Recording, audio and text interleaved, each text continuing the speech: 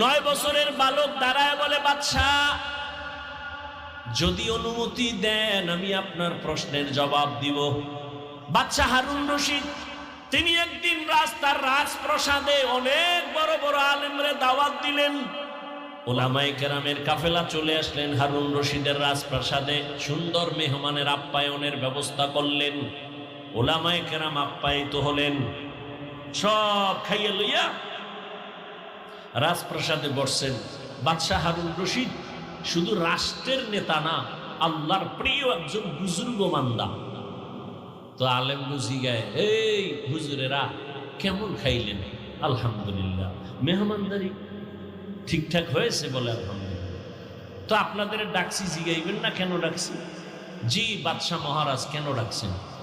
কয় বেশি আমার একটা জিনিস জানার জন্য ডাকছি। কি? আমাকে আপনারা সমস্ত আলেমরা বলবেন, আজকে আমাকে ফতোয়া দিয়া যাবেন। আমি বাদশাহ হারুন রশিদ, আপনারা চিনেন তো? কাহা চিনি। আমাকে বলেন আমি জান্নাতি নাকি আমি জাহান্নামী, বাস এটার ফতোয়া দিয়া যাবেন, আর কিছু না। সব উলামায়ে কেরাম এক আওয়াজ দিলেন, কে জান্নাতি কে জাহান্নামী দুনিয়ার কোন আলেমের বলার ক্ষমতা নাই। হ্যাঁ, এতটুকু বলা যাবে, আপনি ভালো কাজ করেন তো জান্নাতের পথে আছেন, জান্নাতি বলা যাবে না। আপনি অন্যায় করেন বলা যাবে জাহান্নামের পথে আছেন, কিন্তু জাহান্নামী বলা যাবে না। বাদশাহ হারুন রশিদ মজাক করে, কথা আমরা খাওয়াই হইল কি? দুঃখ, সমাধান পেলাম না। বিদায় দিবেন ভাব। ঠিক এমন সময় উলামায়ে কেরামের মজলিসে একেবারে পেছন থেকে 9 বছরের একটা বালক দাঁড়ায় গেল। বালক দাঁড়ায় বলে, বাদশাহ বেয়াদবি যদি ক্ষমা করে দেন আপনার প্রশ্নের জবাবটা আমি দিব। 9 বছরের বালক দাঁড়ায় বলে, বাদশাহ যদি অনুমতি দেন আমি আপনার প্রশ্নের জবাব দিব। বাদশাহ হারুন রশিদ খুশি হয়ে কয়, দেও কইলইব না, সিস্টেম অনুযায়ী সামনে নিয়ে আসেন। উজিরে আজম তাড়াতাড়ি বাচ্চাটাকে সামনে আনো। 9 বছরের বালক দাঁড়ায় কয়, বাদশাহ প্রশ্নটা আবার করেন। প্রশ্ন হলো, আমি হারুন রশিদ জান্নাতি না জাহান্নামী? বাচ্চা 9 বছরের বালক কয়, জবাব দেওয়ার আগে আমার কথা আছে। বলো কি? যে প্রশ্ন করে সে বড় না যে জবাব দেয় সে বড়? বাদশাহ হারুন রশিদ কয়, জবাব দেনেওয়ালা তো খানিকটা বড়। বেয়াদবি মাফ কইরা আমারে সিংহাসনে বসায় আপনি নিচে আসেন। বাদশাহ হারুন রশিদ তো বেয়াদব না, দুনিয়াদার সম্রাট না, সে তো আখেরাত মুখী একজন বাদশাহ। যখনই বলছে ওজিরে আজম রে কয়, তাড়াতাড়ি বাচ্চাটাকে সিংহাসনে আনো, নিচে বিছানা দাও, আমি নিচে বসবো। 9 বছরের বালকের সিংহাসনে বসাইয়া বাদশাহ হারুন রশিদ নিচে গিয়া বসলেন। এবার বাচ্চা 9 বছরের বালক সিংহাসনে বইয়াই ডাক দিয়ে কয়, রে বাদশাহ বেয়াদবি মাফ করবেন।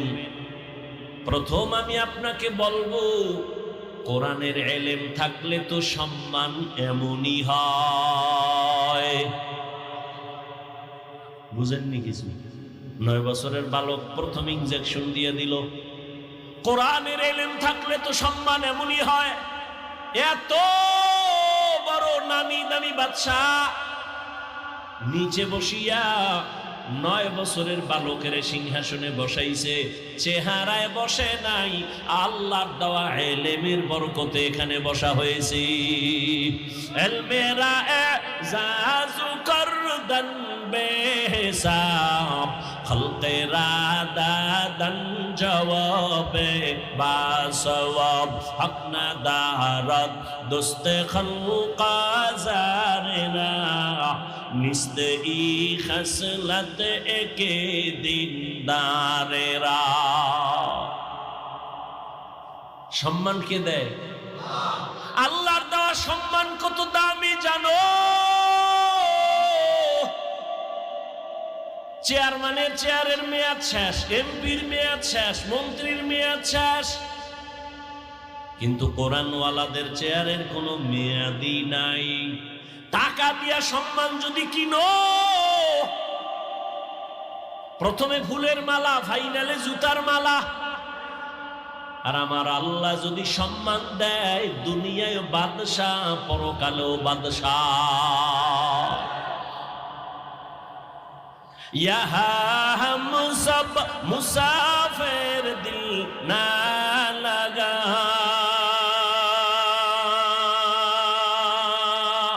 अहले दिल की नजर से रूह करता जा, यहाँ हम सब मुसाफिर दिल ना लगा, अहले दिल की नजर से रूह करता जा, शाह दौलत सब फकीर गर नेक ने है, शाह दौलत सब फकीर गर नेक ने है, जिंदगी में बंदगी तू कर नहीं, जिंदगी में बंदगी तू कर नहीं, जिंदगी में बंदगी शर्मिंदा है, जिंदगी पे बंदगी शर्मिंदा है, जिंदगी में बंदगी कुल बंदगी, बंदगी पे जिंदगी शर्मिंदगी।